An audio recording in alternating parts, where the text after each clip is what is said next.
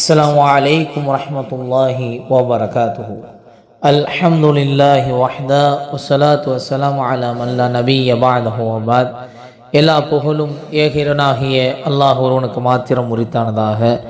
அவனுடைய சாந்தியும் சமாதானமும் நாமெல்லாம் உயிரை விட மேலாக நேசிக்கக்கூடிய உத்தம சத்திய தூதர் முஹம்மது நபி ஸல்லல்லாஹு அலைஹி வஸல்லம் அவர்கள் மீதும், அவர்களை பின்பற்றி வாழ்ந்த சத்திய சஹாபாக்கள், தபீன்கள், தபா தபீன்கள், சுஹதாக்கள், இமாம்கள், நல்லோர்கள் அனைவர்கள் மீதும், இன்னும் உங்கள் மீதும் என் மீதும் ஒட்டுமொத்த இஸ்லாமிய சகோதர சகோதரிகள் மீதும் அல்லாஹுடைய சாந்தியும் சமாதானமும் என்றும் என்றென்றும் நின்று நிலவட்டுமாக என பிரார்த்தனை செய்தவனாய், அன்பான இஸ்லாமிய சொந்தங்களே, அன்னை ஃபாத்திமா பெண்கள் அரபிக் கல்லூரி சார்பாக நடத்தப்படும் கற்போம் கற்றுக் கொடுப்போம் என்ற நிகழ்வின் வாயிலாக உங்கள் அனைவரையும் மீண்டும் சந்திப்பதில் மகிழ்ச்சி அடைகிறோம். அல்ஹம்துலில்லாஹ் சும்மா அல்ஹம்துலில்லாஹ்.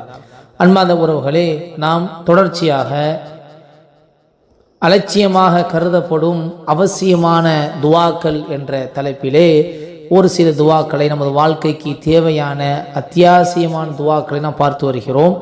அந்த துவாவினுடைய தொடரில் இன்று நாம் பார்க்க இருக்கக்கூடியது ஒரு முக்கியமான ஒரு துவா, நமது வாழ்வுக்கு தேவையான ஒரு துவாவும் கூட. இந்த துவாவையும் நாங்கள் மனநமிட்டு அதிகமாக வாழ்க்கையில் ஓதக்கூடியதாக நாம் ஆக வேண்டும். அல்லாஹும்மஹ்தினி வஸத்தித்னி அல்லாஹும்ம இன்னி அஸ்அலுக்கல் ஹுதா வஸ்ஸதாத். அக்ரஜஹு முஸ்லிம். இமாம் முஸ்லிம் ரஹ்மத்துல்லாஹி அவர்கள் இதை பதிவு செய்திருக்கிறார்கள். அல்லாஹுவே, எனக்கு நேர்வழி காட்டு, என்னை நேர்மையாளனாக ஆக்கு. அல்லாஹுவே, நிச்சயமாக நான் நேர்வழியையும் நேர்மையையும் உன்னிடமே நான் கேட்கிறேன்.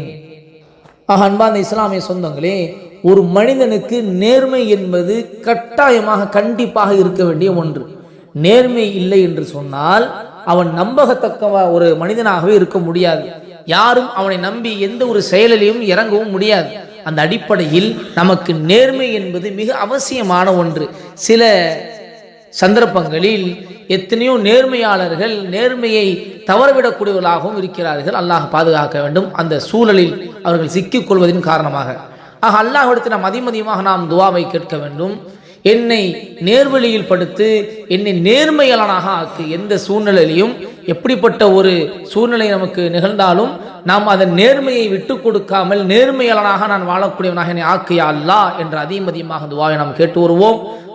அல்லாஹ் ரப்பல் ஆலமீன் நாம் வாழக்கூடிய காலமெல்லாம் நேர்மையாளனாக வாழ்ந்து மரணிக்கக்கூடிய ஒரு நல்ல ஒரு மக்களாக அல்லாஹ் நம்மளை ஆக்கருள்வானாக என பிரார்த்தனை செய்வோம். மீண்டும் கற்போம் கற்றுக் கொடுப்போம் என்ற நிகழ்வின் வாயிலாக நாளை தினம் வேறொரு செய்தியோடு சந்திப்போம். அஸ்ஸலாமு அலைக்கும் வரஹ்மத்துல்லாஹி வபரகாத்துஹு.